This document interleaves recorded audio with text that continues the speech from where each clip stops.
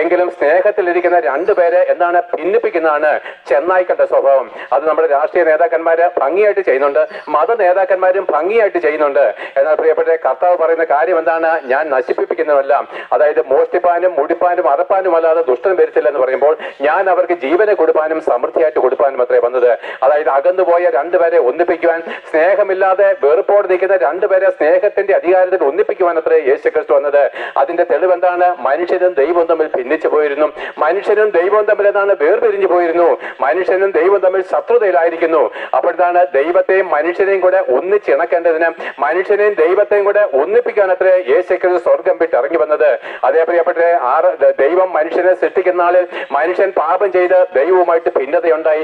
ദൈവം പരിശുദ്ധനായതുകൊണ്ട് പാപിയായിരിക്കുന്ന മനുഷ്യനും ദൈവവും തമ്മിൽ ഭിന്നതയുണ്ടായി. ആ ഭിന്നതയുള്ള മനുഷ്യനും പാപമുള്ള മനുഷ്യനും പാപമില്ലാത്ത വിശുദ്ധനുമായിരിക്കുന്ന ദൈവത്തെയും കൂടെ ഒന്നിപ്പിക്കുവാന് യേശുക്രിസ്തു സ്വർഗം വിട്ട് ഭൂമിയിലേക്ക് മനുഷ്യരുടെയും ദൈവത്തിന്റെയും മധ്യസ്ഥനായിട്ട് കടന്നു വന്ന് നോക്ക പ്രിയപ്പെട്ട ദൈവത്തിന് വെറുപ്പുണ്ടായിരുന്ന നമ്മുടെ പാപം പോക്കി നമ്മളെ ശുദ്ധീകരിച്ച് ദൈവത്തിന്റെ മുമ്പിൽ നിഷ്കളങ്ക മക്കളാക്കി നിർത്തിയിട്ട് ദൈവവും നമ്മളും ഒന്നിച്ച് ഒരു മേശമേൽ നിന്ന് ഭക്ഷണം കഴിക്കുന്ന അനുഭവത്തിലേക്ക് ദൈവം നമ്മളെ യേശുക്രിസ്തു മുഖാന്തരം കൊണ്ടുവരികയാണ്.